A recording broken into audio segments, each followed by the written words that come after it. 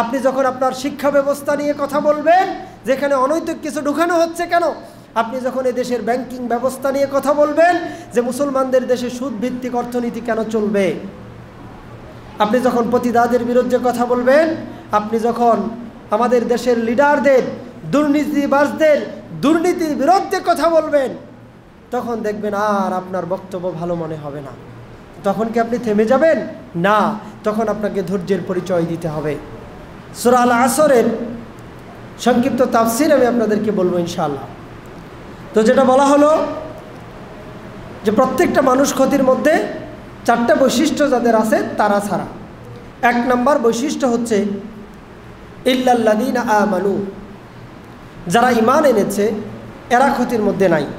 2 নম্বর ওয়া আমিলুস সলিহাত, এবং যারা সৎ কাজ করে, অসৎ কাজ থেকে দূরে থাকে। 3 নম্বর কাজ ওয়াতাওয়াসাউ বিল হক, ধৈর্য ধারণের উপদেশ দেওয়া।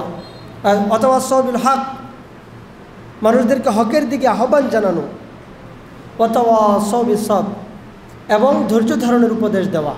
এই 4টা কাজ, এই 4টা বৈশিষ্ট্য একজন মানুষের মধ্যে থাকতে হবে। 1 নম্বরটা নিয়ে যদি আমি কথা বলি, ইল্লাল্লাযীনা আমানু, যারা ঈমান এনেছে তারা ক্ষতির মধ্যে নাই। ঈমানের বাইরে যে যত ভালো মানুষ নিজেকে দাবি করার চেষ্টা করুক, মনে যদি করে যে আমি ভালো আছি, আলটিমেটলি সে ভালো নাই। পৃথিবীতে অনেক হিন্দু মানুষ আছে, সামাজিকভাবে সে খুবই ভালো মানুষ। হিন্দু মানুষ মানুষকে ঠকায় না, আত্মীয় স্বজনকে ঠকায় না, অন্যের হক কি এটা বুঝে, মিথ্যা কথা বলে না। এই ধরনের অনেক ভালো ভালো গুণ তার মধ্যে আছে, কিন্তু ঈমানটা শুধু নাই। তাহলে ওই লোকটার মধ্যে ঈমানটা না থাকার কারণে অন্য যত ভালো গুণই তার মধ্যে থাকুক, ওই লোকটা কিন্তু ক্ষতির মধ্যে আছে, এমনকি ও জাহান্নামে যাবে। মাদার তেরেসা অনেক ভালো ভালো কাজ করেছে, এরকম আছে অনেক ব্যক্তিরা। বিল গেটসও অনেক ভালো ভালো কাজ করে, ধন সম্পদ আছে, টাকা পয়সা আছে, প্রচুর পরিমাণে দান সাদাকা করে, গরিবদেরকে বিভিন্ন কাজে কর্মে ফান্ডিং করে, টাকা পয়সা দেয়, মানুষের কর্মসংস্থান তৈরি করে দেয়, দরিদ্র মানুষের পাশে দাঁড়ায়। কিন্তু বিল গেটসের ঈমান নাই। সমস্যাটা এই জায়গায়। এখন সে যত ভালো কাজই করুক, এটার কোনো মূল্যায়ন নাই। কেন? কারণ আপনার এই যে সবের ভান্ডার, এটা জমা হওয়ার জন্য যে থলিটা দরকার, যে স্টোর হাউসটা দরকার, এটাই শুধু নাই, এটা হচ্ছে ঈমান। আপনার প্রত্যেকটা ভালো কাজ গিয়ে ঈমানের মধ্যে জমা হবে, ঈমান নামক স্টোর হাউসের মধ্যে জমা হবে। এই কারণে পৃথিবীতে কেবলমাত্র মুসলিমরা তারাই জান্নাতে যাবে। বাকি যত লোক আছে, যতই ভালো কাজ করুক, আল্লাহ তাদের এই প্রতিদানটা দুনিয়ার বুকে দিয়ে দিবেন, আখিরাতে তাদের কোনো অংশ নাই, যেহেতু তাদের ঈমান নাই। অতএব ঈমান কত মূল্যবান, ঈমান রক্ষা করে আমাদেরকে চলতে হবে। তো ঈমানটা আসলে কি? ঈমান হচ্ছে 7টা বিষয়ের প্রতি ঈমান আনা। 7টা বা 6টা, এটা নিয়ে ইখতিলাফ আছে, কারণ শেষের 2টা জিনিস আসলে একই। আমরা ঈমানে মুফাসসালের মধ্যে এই বিষয়গুলো পড়ি। আমানতু বিল্লাহি ওয়া মালাইকাতিহি ওয়া কুতুবিহি ওয়া রাসূলিহি ওয়াল ইয়াউমিল আখির, এরপরে ওয়াল কদরি। এই যে 6টা বিষয়, এই 6টা বিষয়ের প্রতি ঈমান আনলে একজন ব্যক্তি ঈমানদার। একজন কাফের, আবু জাহেল কিন্তু আল্লাহকে বিশ্বাস করত। এই কারণে আবু জাহেল কাবাগরের দেয়াল স্পর্শ করে, গিলাল স্পর্শ করে সে বলেছিল বদরের যুদ্ধে যখন যাবে, আবু জাহেল বলতেছে, আল্লাহ যদি মুহাম্মদ সাল্লাল্লাহু আলাইহি সাল্লাম সঠিক হয়, তাহলে মুহাম্মদ সাল্লাল্লাহু আলাইহি সাল্লামকে জয় দিও, বিজয় দান করো। আর যদি আমরা কুরাইশরা যদি সঠিক থাকি, তাহলে আমাদেরকে বিজয় দিও। এই দোয়া আবু জাহেল কার কাছে করছে? এই দোয়া করছে আল্লাহ সুবহানাহু ওয়া তাআলার কাছে। তাহলে আবু জাহেল কিন্তু আল্লাহকে বিশ্বাস করত, আল্লাহকে সে বিশ্বাস করত। ওই মুশরিকেরা আল্লাহকে বিশ্বাস করত, কিন্তু বিশ্বাস যে অন্য 6টা বিষয়ের উপর করতে হবে, এইটা তারা মানত না। শুধুমাত্র আল্লাহকে বিশ্বাস করত, রাসূলকে বিশ্বাস করত না, আসমানে কিতাবে তারা বিশ্বাস করত না, তারা আখিরাতে বিশ্বাস করত না। প্রশ্ন করত যে আমরা মারা যাওয়ার পরেও কি আমাদেরকে পুনরুত্থিত করা হবে, এই কি সম্ভব? আমরা হাড্ডিতে পরিণত হয়ে যাব, আমাদের গোশত হাড্ডি এগুলো মাটির সাথে মিশে যাবে, এটা আবার কিভাবে সম্ভব? এটা তারা বিশ্বাস করতো না। আল্লাহকে বিশ্বাস করলেও আল্লাহ তাআলা যে বিধানদাতা, আল্লাহ তাআলা যে আইনদাতা, এই কথাগুলোকে বিশ্বাস করতো না। ফেরাউন নিজেও কিন্তু আল্লাহকে বিশ্বাস করত, কারণ ফেরাউন তার কাছে যখন তার দলবল লোকজন, তার রাষ্ট্রের লোকজন যখন, প্রজারা যখন কোনো বিষয় নিয়ে আসতো, সে যখন অপারগ হয়ে যেত, তখন সে বিভিন্ন তাফসীরের মধ্যে বিষয়গুলো এসেছে, সে তখন আল্লাহ তাআলার দ্বারস্থ হইতো যে আল্লাহ বৃষ্টি দাও। আল্লাহ বৃষ্টি দিলে সে কী করতে, আবার নিজের ক্রেডিট হিসেবে মানুষের কাছে প্রচার করত। সেও কিন্তু এটা বিশ্বাস করত। আপনি দেখেন বিষয়টা, ফেরাউন যেদিন মারা যায়, পানিতে ডুবে যেদিন ফেরাউন মারা যায়, সেই দিনও ফেরাউন এই কথাটা বলছিল যে বনি ইসরাইলেরা যেই রবের প্রতি ঈমান এনেছে, আমি আজকে সেই রবের প্রতি ঈমান আনলাম। কিন্তু আল্লাহ বলছিলেন যে এতক্ষণে তোমার বিশ্বাস আসলো, তার মানে সে এই যে বিষয়গুলো রয়েছে, এরা কাফেরেরা অনেক সময় এগুলোকে কি করে, বিশ্বাস করে। এই পৃথিবীতে অনেক অমুসলিম আছে, এমনি ধর্মকর্ম না মানলেও তারা মনে করে যে সুপার পাওয়ার কেউ আছে, না হলে এই পৃথিবী এমনি এমনি সৃষ্টি হওয়া সম্ভব না। তারাও আল্লাহকে বিশ্বাস করে, কিন্তু ইমানের যে পরিপূর্ণ ইমানে বিশ্বাস করা, অন্য বাকি যে বিষয়গুলো রয়েছে, এই বিষয়গুলো তারা মানতে রাজি না। কিন্তু আল্লাহ বলে একজন থাকা দরকার, একজন সৃষ্টিকর্তা থাকা দরকার, এটা তারা বিশ্বাস করে, কিন্তু বাকি সবগুলো বিশ্বাস করে না। তাহলে ঈমান আনতে হলে এই 6টা বিষয়ের প্রতি আপনার পুরোপুরি বিশ্বাস স্থাপন করতে হবে। তো আল্লাহ তাআলার প্রতি বিশ্বাস স্থাপনের অর্থ কী, এটা আপনাকে বুঝতে হবে যে আল্লাহ সুবহানাহু ওয়া তাআলার বিধিবিধান, আল্লাহ সুবহানাহু ওয়া তাআলার আদেশ নিষেধ, আল্লাহ তাআলা কি করতে বলেছেন, কি করতে নিষেধ করেছেন, আল্লাহ তাআলার ইবাদত কিভাবে করতে হবে, এই সবগুলো বিষয়ের প্রতি আমাদের বিশ্বাস স্থাপন করতে হবে। আপনি দেখেন, আপনিও বিশ্বাস করেন, একজন কাফেরের ছেলেও বিশ্বাস করে। আপনিও যদি আমল না করেন, কাফেরের ছেলে যেভাবে আমল করে না, তাহলে ওই কাফেরের ছেলে আর আপনার মধ্যে মৌলিকভাবে কোনো পার্থক্য নাই। তারাও তো বিশ্বাস করে। অনেক হিন্দুদের সাথে আমি কথা বলেছি, তারা বলেছে আমরাও একক সৃষ্টিকর্তায়, একক আল্লাহ আমরাও বিশ্বাস করি, সাথে সাথে তারা মূর্তি পূজা করে। তাহলে কাফেরের ছেলে আর একজন মুসলমানের ছেলে, মুসলমানের বাচ্চার মধ্যে কি পার্থক্য? সেটা হচ্ছে মানার মধ্যে পার্থক্য। আপনি যখন ইসলামটাকে বাস্তবে পালন করবেন, আপনি যখন ঈমানের একটা বাস্তব প্রয়োগ নিজের জীবনের মধ্যে ঘটাবেন, তখন বুঝতে হবে যে আপনি সত্যিকারের ঈমানদার। বাস্তবে প্র্যাকটিস না করলে এটা ঈমান আনা হয় না। তো আল্লাহ তাআলাকে বিশ্বাস করার অর্থ হচ্ছে তার কথাগুলো মেনে চলা, তার গুণাগুণগুলোকে বিশ্বাস করা। যখন আপনি বলছেন যে আসমানি কিতাবে বিশ্বাস করেন, কোরআনে বিশ্বাস করেন, তখন এই বিশ্বাসটা আপনি কিভাবে করেন? কোরআনকে মানতে হবে, কোরআনকে বাস্তব জীবনে প্রয়োগ করতে হবে। আল হায়াতু মাআল কোরআন, কোরআনের সাথে আপনার জীবনের কি সম্পর্ক, এই সম্পর্কগুলো আপনাকে খুঁজে বের করতে হবে। যদি এটা খুঁজে বের না করেন, যদি এভাবে করে জীবন পরিচালনা না করেন, তাহলে কোরআনে বিশ্বাস করি এই কথা ভুয়া প্রমাণিত হবে। তাহলে কোরআন আপনি বিশ্বাস করেন অর্থ হচ্ছে কোরআনকে বাস্তব জীবনে প্রয়োগ করার চেষ্টা করতে হবে। সাহাবায়ে কেরাম এই কাজটা করতেন। আপনি যখন বললেন যে রাসূলুল্লাহ সাল্লাল্লাহু আলাইহি সাল্লামকে আপনি বিশ্বাস করেন, এর অর্থ হচ্ছে রাসূলুল্লাহ সাল্লাল্লাহু আলাইহি ওয়াসাল্লামের সমগ্র জীবনের সমস্ত আদর্শ আপনাকে মেনে নিতে হবে। যদি আপনি রাসূলুল্লাহ সাল্লাল্লাহু আলাইহি সাল্লামের আদর্শ না মানেন, তাহলে আপনি কীভাবে রাসূলুল্লাহ সাল্লাল্লাহু আলাইহি ওয়াসাল্লামকে বিশ্বাস করেন? আপনি আখিরাতে বিশ্বাস করেন এই কথা বলতেছেন, তো আখিরাতে বিশ্বাস করেন, আখিরাতটা কেন সংগঠিত হবে? কারণ আখিরাত সংগঠিত হবে আপনার ভালো কাজ এবং মন্দ যে কাজগুলো রয়েছে, এই ভালো মন্দ কাজের হিসাব নিকাশের জন্য। ভালো কাজ মন্দ কাজ, এই ভালো কাজ এবং মন্দ কাজের যে হিসাব নিকাশ রয়েছে, এই হিসাব নিকাশটা আপনাকে বুঝিয়ে দেওয়ার জন্য, মন্দ কাজের জন্য শাস্তি আর ভালো কাজের জন্য আপনাকে প্রতিদান দেওয়া হবে, এইটার জন্যই মূলত আখিরাতকে রাখা হয়েছে।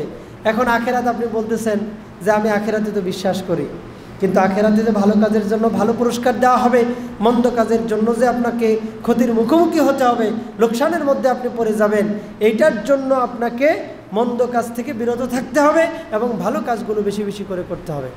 কারণ আমরা তো বলতেছি যে না আখেরাতকে বিশ্বাস করি, আপনারা তো বলতেছেন যে না আমরা আখেরাতকে বিশ্বাস করি, কিন্তু আখেরাতের ভয়ে, জাহান্নামের ভয়ে, জান্নাতের আশায় কোনো ভালো কাজের সাথে আপনি সম্পৃক্ত হন না, মন্দ কাজগুলো আপনি ছাড়তে পারেন না।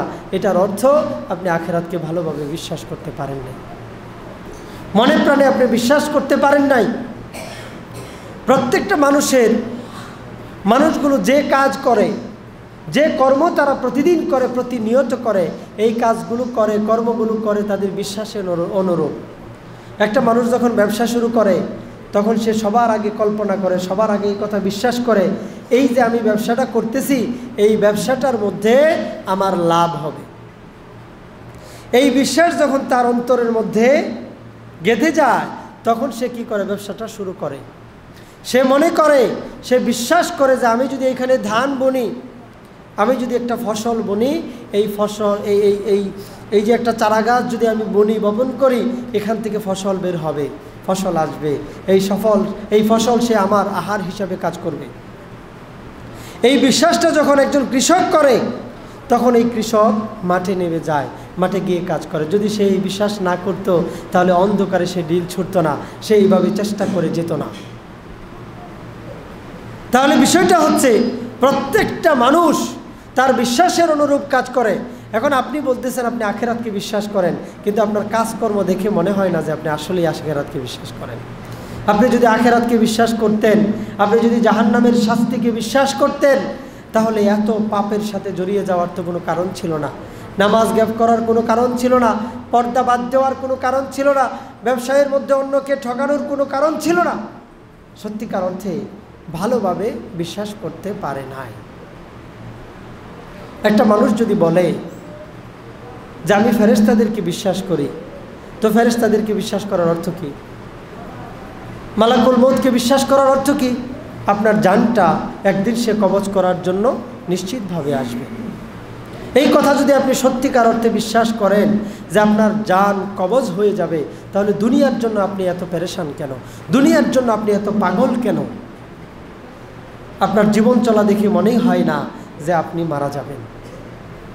আপনি যদি এই কথা বিশ্বাসই করেন যে সম্মানিত ফেরেশতারা আমার সব কর্মকাণ্ডকে লিখে রাখছে, কিরামান কাতিবিনা ইয়ালামুনা মা তাফআলুন, তারা যা করে তোমরা যা করো সব সম্মানিত ফেরেশতারা লিখে রাখছেন, আপনি যদি সত্যিকার অর্থে এটা বিশ্বাস করেন তাহলে আপনি গোপনে পাপ কাজ করেন কেন?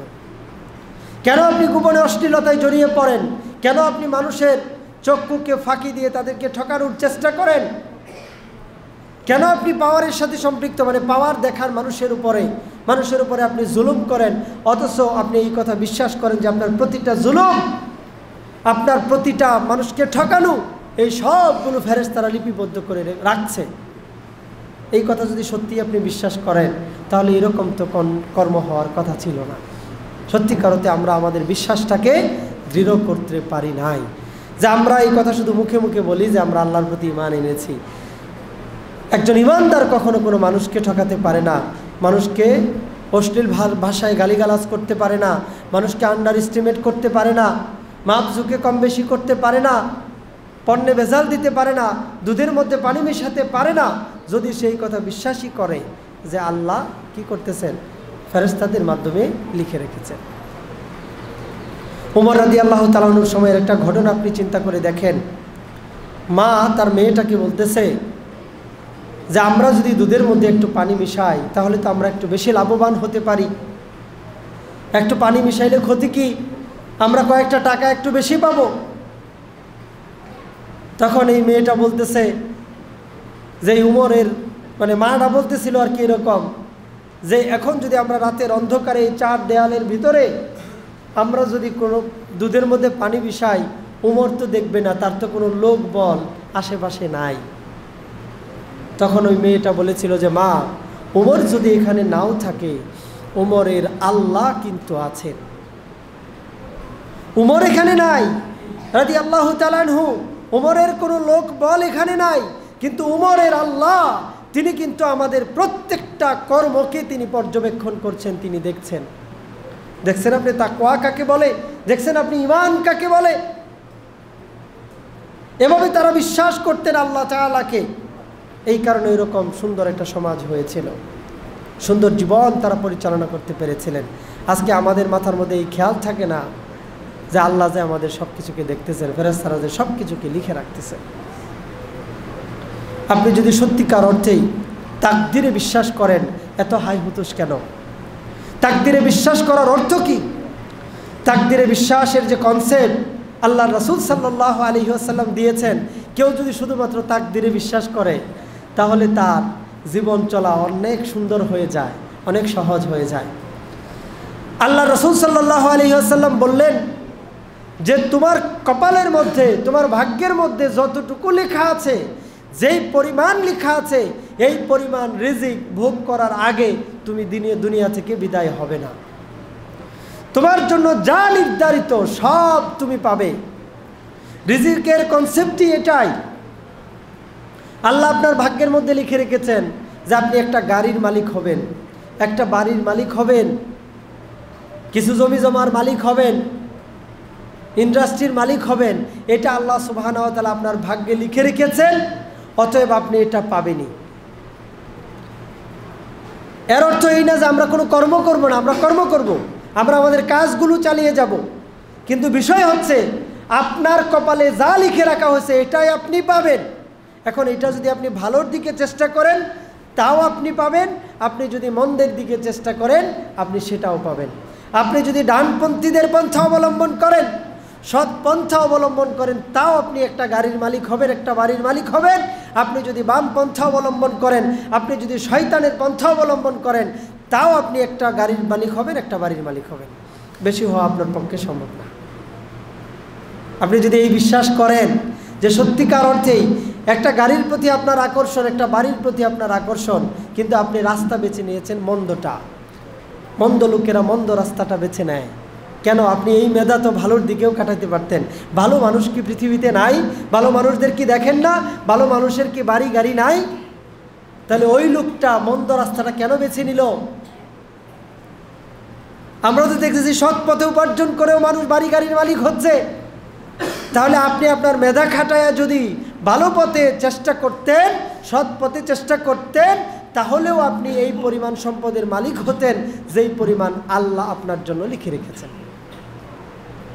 এখন আপনি সিদ্ধান্ত নেন, আপনি যে জিনিসটা অর্জন করতে চান, আপনি যে জিনিসটা উপার্জন করতে চান, সেই জিনিসটাকে আপনি ভালো পন্থায় উপার্জন করবেন নাকি আপনি মন্দ পন্থায় উপার্জন করবেন? ভালো পন্থায় উপার্জন আর মন্দ পন্থায় উপার্জন, এইটার উপরেই হচ্ছে আপনার হিসাব। আল্লাহ তাআলা বললেন, আল্লাযী খালাকাল মাউতা ওয়াল হায়াতা লিয়াবলুয়াকুম আইয়ুকুম আহসানু আমালা। সূরা মুলকের 2 নম্বর আয়াত। আল্লাহ বলতেছেন, আমি জীবন এবং মৃত্যু সৃষ্টি করেছি, মৃত্যু এবং জীবন দিয়েছি যাতে আমি পরীক্ষা করে নিতে পারি কার কোন আমলটা সুন্দর, আর কিছু না। তো এই তাকদীর, এটা যদি আপনি বিশ্বাস করেন, আপনার যতটুকু রিজিক আছে এটা যদি আপনি বিশ্বাস করেন, আল্লাহ সুবহানাহু ওয়া তাআলা বলতেছেন, ওয়ামা মিন দাব্বাতিন ফিল আরদি ইল্লা আলাল্লাহি রিজকুহা। সূরা হুদের মধ্যে এই আয়াতটা আসছে, 11 নম্বর সূরার 6 নম্বর আয়াত। পৃথিবীতে এমন কোনো দাব্বা, এমন কোনো প্রাণী নাই, এমন কোনো মাখলুক নাই যারা খাবার গ্রহণ করে তাদের রিজিকের জিম্মাদারি আমি আল্লাহ নেই নাই। আপনার রিজিক তো নির্ধারিত, আপনার রিজিকের প্ল্যান তো আল্লাহ করে রেখেছেন। তাহলে আপনি খারাপ পথে যাচ্ছেন কেন? খারাপ পথে গেলে আপনার লাভ কি? কোনো লাভ নাই। আপনি যে বেশি পাবেন বিষয়টা কিন্তু এমন না, ভালো পথে গেলেও আপনি এটা ভোগ করতেন, এটা আপনি পেতেন। অতএব তাকদীরের বিশ্বাস এটা আমাদেরকে করতে হবে। আল্লাহর যে নির্ধারিত বিষয়গুলো রয়েছে এটাতে আমাদের বিশ্বাস করতে হবে। তো এই যে 6টা বিষয়, এই 6টা বিষয়ের কথা বললাম, এই 6টা বিষয়ে মনে প্রাণে বিশ্বাস করা, এরপরে মুখে স্বীকার করা আর বাস্তবে পরিণত করার নাম হচ্ছে ঈমান। 1 নম্বরে আমরা লাভবান হতে পারবো যদি আমরা ঈমান আনতে পারি। ঈমান যারা আনতে পারে নাই, এই পৃথিবীতে যে যত ভালো মানুষ নিজেকে দাবি করুক, যে যত উন্নত নিজেকে দাবি করুক, কেউ আসলে উন্নত নয়, সবাই ক্ষতির মধ্যে আছে, সবাই জাহান্নামের দিকে হাঁটছে। কেবলমাত্র ঈমানদার ব্যক্তি যারা আছে তারা জান্নাতের দিকে হাঁটছে। 1 নম্বর পয়েন্ট। 2 নম্বর পয়েন্ট, ওয়াআমিলুস সলিহাত, সৎ কাজ করা। আপনি ঈমান আনছেন এই কথা বললেই এটা যথেষ্ট হবে না। বরং আপনাকে সৎ কাজ করতে হবে, সৎ কাজ। তবে ঈমান এক নাম্বার, ঈমান ছাড়া অন্য কোনো সৎ কাজ কাজে আসে না। ঈমান হচ্ছে এক নাম্বার। ঈমান যদি একটা ব্যক্তির ভিতরে থাকে তাহলে এই ব্যক্তিটা কোনো না কোনো দিন জান্নাতের মধ্যে প্রবেশ করতে পারবে, জাহান্নামের সাজা শাস্তি এগুলো ভোগ করার পরে। কিন্তু একটা ব্যক্তির ঈমানই নাই, সে পারবে না। আবার ঈমান এনেছে কিন্তু সৎ কাজ করে না, কারণ আপনার আমলগুলোকে পরিমাপ করা হবে, আপনার আমলগুলোকে পরিমাপ করা হবে। فَأَمَّا مَنْ ثَقُلَتْ مَوَازِينُهُ فَهُوَ فِي عِيشَةٍ رَاضِيَةٍ وَأَمَّا مَنْ خَفَّتْ مَوَازِينُهُ فَأُمُّهُ هَاوِيَةٌ। আপনার ভালো কাজের মানে যেই ব্যক্তিটার ভালো কাজের পাল্লাটা ভারী হয়ে যাবে সেই ব্যক্তিটা সন্তোষজনক জায়গায় জান্নাতের মধ্যে বসবাস করবে, আর যেই ব্যক্তিটার মন্দ কাজের পাল্লাটা ভারী হয়ে যাবে সে জাহান্নামের মধ্যে থাকবে। অন্তত পক্ষে 51% মার্ক আপনাকে পেতেই হবে। জান্নাতের মধ্যে ওই মিজানের পাল্লায় যখন মাপ দেওয়া হবে 51%ই পাস। এটা আমাদের জন্য বড় আশার দিক। একজন মানুষ সে তার জীবনে সব কাজ ভালো করবে এমনটা নয়। পৃথিবীতে কেবলমাত্র নবী যারা ছিলেন তারা মাসুম ছিলেন, তারা নিষ্পাপ ছিলেন। সাহাবাই কেরাম ছিলেন মাহফুজ, তাদেরকে আল্লাহ সংরক্ষণ করেছেন, তারাও গুনাহ করত। কিন্তু আল্লাহ সুবহানাহু ওয়া তাআলা তাদেরকে সংরক্ষণ করেছেন, কারণ তাদের মাধ্যমে আল্লাহ সুবহানাহু ওয়া তাআলা তার দ্বীনকে সংরক্ষণ করার ব্যবস্থা করেছেন। আর যত মানুষ আছে এমন কোনো মানুষ পৃথিবীতে নাই যারা এই কথা বলতে পারবে যে আমার কোনো পাপ নাই। তবে এটা খেয়াল রাখতে হবে, পাপের সাথে মানুষ জড়িয়ে যাবে। আল্লাহ রাসূল সাল্লাল্লাহু আলাইহি সাল্লাম বললেন যে মানুষ যদি পাপ কাজ না করত তাহলে আল্লাহ তাআলা আরেকটা জাতি তৈরি করতেন যারা পাপ কাজ করবে। আল্লাহ তাআলার এটাই পছন্দ যে পাপ কাজ করবে আবার তওবা করে আল্লাহ সুবহানাহু ওয়া তাআলার কাছে ফিরে আসবে। এটা হচ্ছে আল্লাহ সুবহানাহু ওয়া তাআলার আলটিমেট চাওয়া। তাহলে আমাদের দ্বারা পাপ সংগঠিত হয়ে যেতে পারে, কিন্তু আপনি দিন শেষে এই বিষয়টা হিসাব করে দেখবেন আজকে কতটা ভালো কাজ আপনি করলেন, আজকে কতটা মন্দ কাজ আপনি করলেন। আপনার মন্দ কাজের পরিমাণ যদি ভালো কাজের থেকে বেশি হয়ে যায়, নেকির গুনার পাল্লাটা যদি ভারী হয়ে যায়, তাহলে আপনাকে জাহান্নামে যেতে হবে। আপনি খেয়াল করে দেখেন, আপনি আপনার জীবনের ওই তালিকাটা মিলান যে কত ওয়াক্ত নামাজ আপনি কাজা করেছেন। যদি নামাজের হিসাব হয়, জীবনে কত ওয়াক্ত নামাজ আপনি কাজা করেছেন, কত ওয়াক্ত নামাজ আপনি পড়েছেন, জামাতের সাথে আদায় করেছেন, জীবনের কত অংশ সময় আপনি পর্দা করেছেন, কত অংশ সময় আপনি পর্দা করেন নাই। এভাবে করে আপনি মিলান যে জীবনে আপনি কতগুলো রমাদানে রোজা রেখেছেন, জীবনের কত অংশ আপনি রাখেন না। এগুলো হিসাব করলেই তো বোঝা যায়। আর এমন কিছু আমল আছে, এমন কিছু কাজ আছে যেগুলো আমলকে ধ্বংস করে দেয়, এই কাজগুলো থেকে বিরত থাকতে হবে। আপনার আমলকে ওয়াকিজু করে দেয়, এরকম কাজগুলো থেকে অবশ্যই বিরত থাকতে হবে। এটার নাম হচ্ছে শিরক এবং বিদআত। আর যত ভালো কাজ আছে সব ভালো ভালো কাজ করলে জান্নাতে যাওয়াটা আমাদের জন্য সহজ হবে। ভালো কাজ না করলে আমাদের মুক্তি মিলবে না। ঈমান এনেছি এটার উপর শুধু এইভাবে সন্তুষ্ট থাকলেই হবে না, বাদ বাকি কোরআন মানি না, হাদিস মানি না, শুধু মুখে মুখে ঈমানের দাবি করে কোনো লাভ আসলে নাই। 3 নম্বর পয়েন্ট, যেই কাজটা একজন মানুষের করতেই হবে সেটা হচ্ছে হকের দিকে আহ্বান জানানো। আপনি যখন বুঝতে পেরেছেন আল্লাহ হক, আপনি যখন বুঝতে পেরেছেন কোরআন হক, আপনি যখন বুঝতে পেরেছেন যে রাসূল হক সাল্লাল্লাহু আলাইহি সাল্লাম, আপনি যখন বুঝতে পেরেছেন যে দ্বীন ইসলাম এটা হক, তখন আর হাত পা গুটায় বসে থাকলে হবে না, বরং এই হকের দিকে মানুষদেরকে আহ্বান জানাতে হবে। এবং আল্লাহ সুবহানাহু ওয়া তাআলা এটাকে সর্বোত্তম পেশা বলেছেন।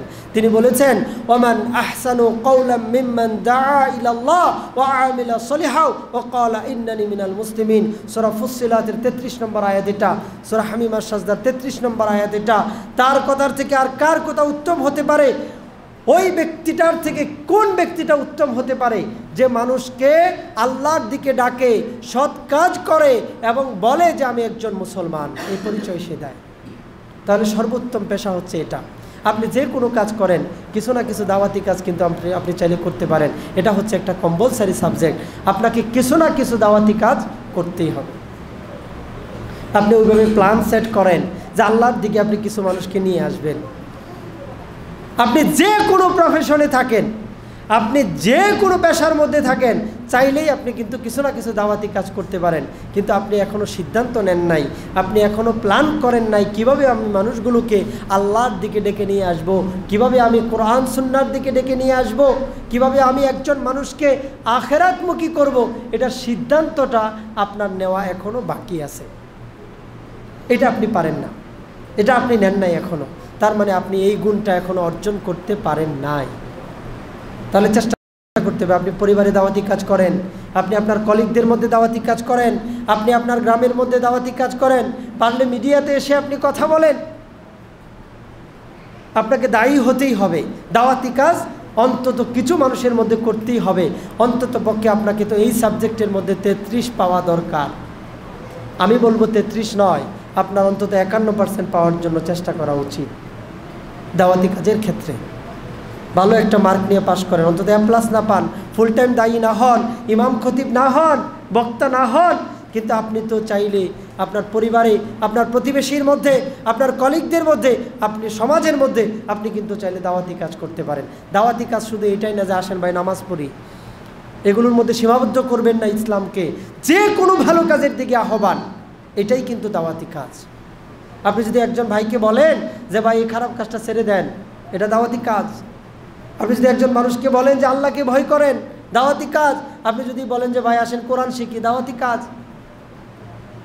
আপনি নিজে শিখাইতে পারেন না, কিন্তু আপনি একটা ব্যবস্থা করে দিলেন যে এখানে কোরআন শিখবে, এখানে হাদিস শিখবে, এখানে তালিম হবে, এখানে একটা ওয়াজ মাহফিলের আয়োজন হবে, এগুলো কিন্তু সবই দাওয়াতি কাজের অন্তর্ভুক্ত। করতে পারেন। এখন তো ফেসবুকে সহজেই দাওয়াতি কাজ করা যায়। আমরা ফেসবুকটাকে বাজেভাবে ব্যবহার করি, খুব নষ্ট প্রক্রিয়ায় ব্যবহার করি। আপনি যদি ফেসবুকের মধ্যে নিজের ছবিটা না দিয়া আপনি যদি একটা হাদিস লিখে দেন, আপনি যদি একটা ভালো কথা লিখে দেন, কোরআনের একটা আয়াত যদি আপনি লিখে দেন, এই আয়াত পড়ে যদি কিছু মানুষ আল্লাহর দিকে ফিরে আসে, এটাও কিন্তু একটা বড় দাওয়াতি কাজ হতে পারে। তবে ফেসবুকে দাওয়াতি কাজ করতে যায় আবার ফিতনায় জড়িয়ে পড়া যাবে না, অশ্লীলতায় আবার জড়িয়ে পড়া যাবে না। এভাবে করে আমরা চাইলেই কিন্তু করতে পারি কাজগুলো, সহজ। কিন্তু আমরা প্ল্যান করি না, আমরা মনে করি না যে দাওয়াতি কাজ করাটা একটা কম্পালসারি সাবজেক্ট। এরপরে দেখেন 4 নম্বর পয়েন্ট, এই সাবজেক্টেও আমাদেরকে পাশ করতে হবে। সেটা কি? ধৈর্য ধারণ করা। ধৈর্য ধারণের উপদেশ মানুষদেরকে দেওয়া। ভালো ভালো কথা বললে কেউ রাগ করে না, নামাজের কথা বললেও কেউ রাগ করে না, পর্দার কথা বললেও রাগ করে না। যে হুজুর তো পর্দার কথা বলতেছে, এটা তো আমারই লাভ, কারণ আমার বউটা যদি পর্দা করে তাহলে তাকে নিয়ে আর আমার কোনো টেনশন করা লাগবে না, আমার মেয়েটা যদি পর্দা করে তাকে নিয়ে কোনো টেনশন করা লাগবে না। এরকম ভালো ভালো কথা বললে অনেকেই খুশি হন, মাশাআল্লাহ আলহামদুলিল্লাহ হুজুর খুবই ভালো মানুষ। কিন্তু যখন আপনি সে যে খারাপ পথে আছে, এই খারাপ পথের বিরুদ্ধে যদি আপনি একটা কথা বলেন, সেদিন থেকে আপনার প্রতি তারা অনীহা প্রকাশ করবে, সেদিন থেকেই তারা আপনাকে কষ্ট দেওয়া শুরু করবে, আপনার প্রতি রাগ করা শুরু করবে। এই কারণে আল্লাহ সুবহানাহু ওয়া তাআলা তার রাসূলদের ব্যাপারে বলেছেন, ইয়া হাসরাতান আলাল ইবাদ মা ইয়াতিহিম মির রাসূলিন ইল্লা কানু বিহি ইস্তাহজিউন। আমার বান্দাদের প্রতি বড় আফসোস, তাদের কাছে এমন একজন রাসূল আসে নাই, তাদের কাছে এমন একজন নবী আসে নাই যাদেরকে নিয়ে তারা ঠাট্টা বিদ্রূপ উপহাস করে নাই। উপহাস করছে, বলছে এরা গরিব মানুষ, এরা বোকা মানুষ। আমরা কি বোকা মানুষের মতো ঈমান আনবো? সব গরিব শ্রেণীর মানুষেরা মুহাম্মদ সাল্লাল্লাহু আলাইহি ওয়াসাল্লাম তোমার সাথে যুক্ত হয়, কটাক্ষ করে, তামাশা করে, থাপ্পড় মারে, তরবারি দিয়ে আঘাত করে, ধনুক দিয়ে আঘাত করে, দাঁত মুবারক শহীদ করে। বনি ইসরাইলেরা লক্ষাধিক নবী রাসূলকে তারা শহীদ করেছে কেবল আল্লাহর কথা বলার কারণে। ওয়ামা নাকামু মিনহুম ইল্লা আইয়ুমিনু বিল্লাহিল আজিজিল হামিদ। বলা হয়েছে যে সূরা আল বুরুজের মধ্যে আসছে যে আসহাবুল উখদুদের ঘটনা বর্ণনা করতে যে আল্লাহ বললেন যে এদের উপর যে নির্যাতন, যে অত্যাচার করা হয়েছে, এটা একমাত্র কারণ ছিল তারা এই কথা বলেছিল যে আমরা আল্লাহর প্রতি ঈমান এনেছি। এই কারণে গর্ত করা হয়েছে, গর্তের মধ্যে আগুন জ্বালানো হয়েছে, জীবন্ত মানুষগুলোকে টপ টপ করে সেখানে ফেলা হয়েছে। জীবন্ত মানুষগুলোকে পুড়িয়ে মারা হয়েছে, কেবল তারা ঈমানের সাক্ষ্য দিয়েছিল, আর কোনো দোষ তাদের ছিল না। সেই বিষয়গুলোতে আপনি কি করবেন? আপনি যখন মদের বিরুদ্ধে কথা বলবেন, আপনি যখন ওই যুবকের নষ্টামির বিরুদ্ধে কথা বলবেন, ওই মেয়েটা নষ্ট হয়ে গেছে এই কথা যখন আপনি বলবেন, আপনি যখন আপনার শিক্ষা ব্যবস্থা নিয়ে কথা বলবেন, যেখানে অনৈতিক কিছু ঢুকানো হচ্ছে কেন, আপনি যখন এদেশের ব্যাংকিং ব্যবস্থা নিয়ে কথা বলবেন, যে মুসলমানদের দেশে সুদ ভিত্তিক অর্থনীতি কেন চলবে, আপনি যখন প্রতিদাদের বিরুদ্ধে কথা বলবেন, আপনি যখন আমাদের দেশের লিডারদের, দুর্নীতিবাজদের দুর্নীতির বিরুদ্ধে কথা বলবেন, তখন দেখবেন আর আপনার বক্তব্য ভালো মনে হবে না। তখন কি আপনি থেমে যাবেন? না, তখন আপনাকে ধৈর্যের পরিচয় দিতে হবে। রাসূলুল্লাহ সাল্লাল্লাহু আলাইহি ওয়াসাল্লাম এমন মাত্রা পর্যন্ত তিনি পৌঁছে গিয়েছিলেন, এমন জায়গা পর্যন্ত এতটা পেরেশান তিনি ছিলেন, তাকে তো পাগল বলেছে, কিন্তু আমরা ধৈর্যের এই পরিচয়টা দিতে পারি না। আমরা দু একবার গেলেই বিরক্ত হয়ে যাই। রাসূলুল্লাহ সাল্লাল্লাহু আলাইহি ওয়াসাল্লাম মোটামুটি প্রথম দিকে প্রায় ৬-৭ বছর দাওয়াতি কাজ করে মাত্র ৩০০-৩৫০র মতো লোককে পেয়েছিলেন। আল্লাহর নবী, যিনি যার উপর ওহী নাজিল হতো, কত মিষ্টভাষী তিনি ছিলেন, তাকে মানুষ কত পছন্দ করত নবুয়তের আগে কাফেরেরা, তিনি কত মায়া মমতা নিয়ে মানুষের সাথে কথা বলতেন, তার আচরণ কত সুন্দর ছিল, কত ধৈর্যের সাথে তিনি দাওয়াতি কাজ করেছেন। এরপরেও প্রথম ৬-৭টা বছর চলে গেছে, এই কয়েকশো মানুষ মাত্র এসেছে দাওয়াতি কাজে, এরপরেও তিনি ধৈর্যহারা হন নাই। তিনি কিন্তু শত অত্যাচারের মুখে, নির্যাতনের মুখেও দাঁড়িয়ে মূর্তি পূজারীদেরকে বলেছিলেন যে মূর্তি পূজা করাটা হচ্ছে হারাম। আপনি যখন হকের দাওয়াত দিতে যাবেন, তো এই দাওয়াতগুলো তো আমাদের দেওয়া দরকার। আপনি তো জাহিলি যুগের কোন প্রথাটার বিরুদ্ধে কথা বলতে পেরেছেন? আপনি মনে করেন যে এই যে বিবাহ শাদীতে এই যে ড্রাম বাজতেছে, এই যে ড্রাম সেটগুলো বাজতেছে, উল্টাপাল্টা গান চলতেছে, আপনি এইটা একটু ধৈর্য ধরে বলবেন, ধৈর্য ধরবেন, এটা আপনার না। আপনি বলছেন যদি আমি বলি তাহলে তো আমাকে একটা বকা দিয়ে দিবে, এটা আপনার সহ্য হচ্ছে না। আজ পর্যন্ত কিন্তু বকা দেয়ও নাই, তারপরেও আপনি যান না, কেউ আপনার উপর হাত তুলে নাই। এখানে একজনও বলতে পারবে না যে দাওয়াতি কাজ করার কারণে আপনার উপরে কেউ হাত তুলেছে, একজনও হয়তো বলতে পারবেন না। দাওয়াতি কাজ করার কারণে আপনাকে 1 বছর জেল খাটতে হয়েছে, এখানে একজনও নাই, বলতে পারবেন না। রাসূলুল্লাহ সাল্লাল্লাহু আলাইহি সাল্লাম কেবল আল্লাহর কথাগুলোকে প্রচার করার কারণে তাকে শিয়াবি আবু তালিবের মধ্যে 3টা বছর জেলখানায় বন্দি করে রাখা হয়। শিয়াবি আবু তালিব মানে জেলখানা। ওই মক্কার কুরাইশেরা, ওই মুশরিকেরা আল্লাহ রাসূল সাল্লাল্লাহু আলাইহি ওয়াসাল্লামকে বয়কট করেছে।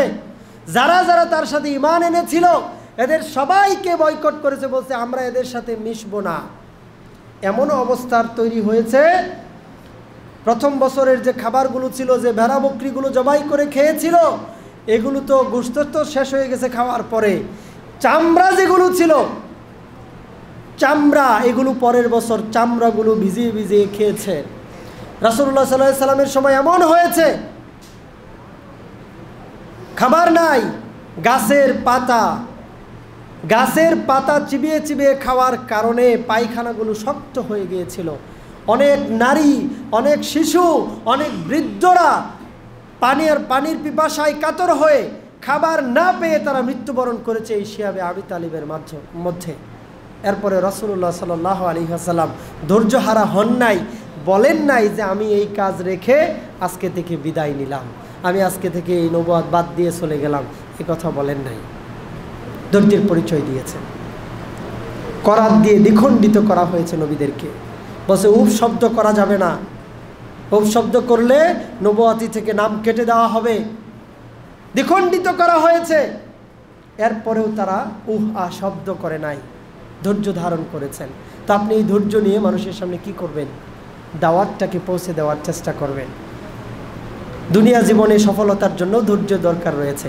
প্রত্যেকটা মানুষ দেখেন, যারা স্বপ্নবাজ মানুষ, দুনিয়ার স্বপ্ন দেখুক আর আখেরাতের স্বপ্ন দেখুক, প্রত্যেকটা স্বপ্নবাজ মানুষ যারা এই দুনিয়াতে বা আখেরাতে সফলতা অর্জন করেছে, এই প্রত্যেকটা মানুষ ধৈর্যের পরিচয় না দিলে তারা সফল হতে পারে না।